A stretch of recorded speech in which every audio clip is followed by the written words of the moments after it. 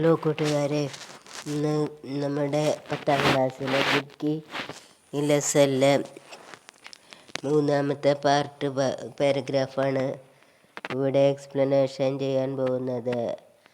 അപ്പോൾ ശ്രദ്ധിക്കുക. ചൽ നത് മേരി നെ തേരി ടേൺഡ് സൗപ്പർ വീസ്,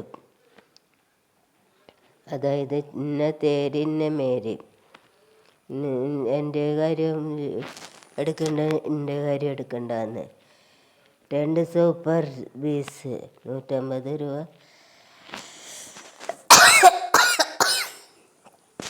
പീസിന് 150 രൂപ തരാമെന്ന്.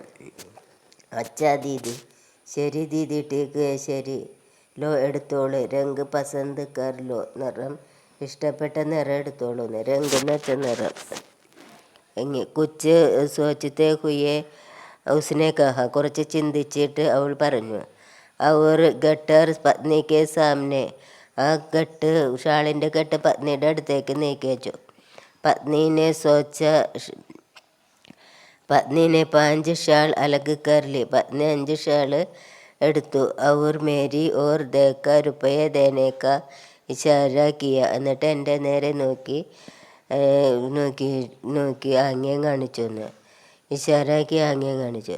മേം ജഡ് 750 രൂപയെ നികാൽ കർ ദേ ദിയ, ലേഖകൻ പെട്ടെന്ന് തന്നെ 750 രൂപ എടുത്തു കൊടുത്തു എന്ന്.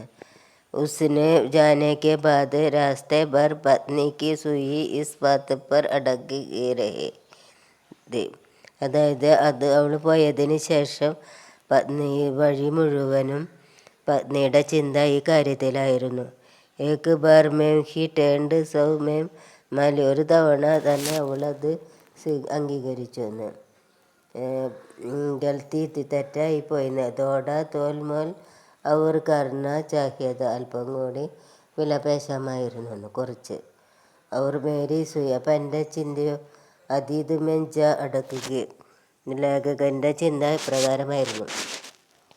ബേട്ടിക്കോ ഗോദ് മേം ബിഡ റേൽഗി കി ഖിഡ്കി കി ജാങ്ക് മേ സോച്ച രഹത്ത, കുട്ടിയെ ഗോദ് മടിയിൽ ഇരുത്തിയിട്ട് റെയിൽഗാഡിയുടെ ജനലിലൂടെ ചിന്തിച്ചു കൊണ്ടിരുന്നു എന്ന്. മേരെ പിതാ ബി റെയിൽഗാഡി കെ സാമാൻ ബേച്ച് ജബ് ധക്കെ ഹാരെ ഘർ ആത്തെ തോ, എൻ്റെ പിതാവ് റെയിൽഗാഡിയിലെ സാമാനങ്ങൾ വിറ്റിട്ട് ക്ഷീണിച്ച് എപ്പോഴാണോ വീട്ടിൽ വരുന്നതെങ്കിലും ഉനിക്ക് ആങ്കെ മേമ്പി വഹാം നമീദ്, അദ്ദേഹത്തിൻ്റെ കണ്ണുകൾ ഇതേപോലെ നിറയുമായിരുന്നു എന്ന്. ജോ ആജ് ഉസ് യുവതിക്ക് ആങ്കോ മേന്തി, ഇന്ന് ആ യുവതിയുടെ കണ്ണുകളെ പോലെ നിറയുമായിരുന്നു എന്ന്. അപ്പോൾ ക്വസ്റ്റ്യൻ ആൻസർ നോക്കാം. ഉനിക്ക് ആങ്കോ മേമ്പി ബഡി നമീദി, അവരുടെ കണ്ണുകളും വഹാം നിറഞ്ഞിരുന്നു. ജോ ആജ് ഉസ് യുവതിക്ക് ആങ്കോ മേന്തി, ഇന്ന് ആ യുവതിയുടെ കണ്ണ് നിറഞ്ഞ പോലെ. ലേഖക പിതാജി और उस युवती में कौन सी समानता हो सकती है, ലേഖകൻ്റെ പിതാജിയിലും ആ യുവതിയിലും എന്ത് സമാനതയായിരുന്നു. പിന്നെ മുകളിലെ ക്വസ്റ്റ്യൻസ് നോക്കാം.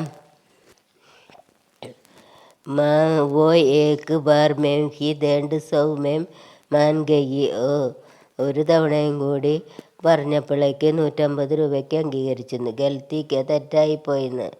തോട തോൽമോൽ ഔർ കർണ, അല്പം കൂടി കുറച്ച് വിലപേശമായിരുന്നു എന്ന്.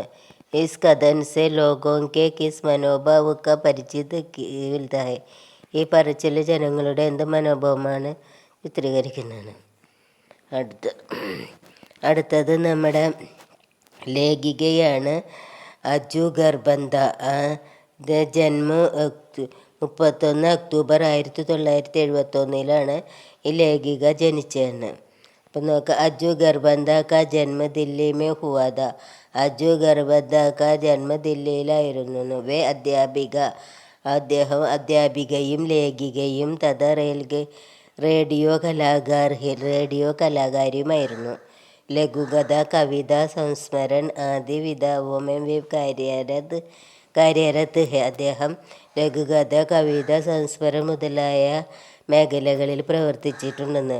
ഉജ്ജലി ഹോത്തി ബോർ, ഗിർജെ ക്യാപ്പ്, ദില്ലി നയൻ മുതലായ പ്രകാശിത് കി ഹെ മുതലായ കൃതികളൊക്കെ പ്രസിദ്ധീകരിച്ചിട്ടുണ്ടെന്ന്.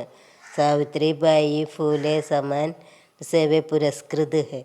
സാവിത്രിബായി ഫൂലെ സമ്മാനവും പുരസ്കാരം കിട്ടിയിട്ടുണ്ടെന്ന്. ഹായ് കൂട്ടുകാരെ, ഇഷ്ടപ്പെട്ടെങ്കിൽ ലൈക്ക് ചെയ്യുക, ഷെയർ ചെയ്യുക. ഗുഡ് SLC പിള്ളേർക്ക് ഷെയർ ചെയ്ത് കൊടുക്കുക. പിന്നെ കമൻറ്റ് ചെയ്യുക. പരാതികളൊക്കെ ഉണ്ടെങ്കിൽ കമൻറ്റ് ചെയ്യുക.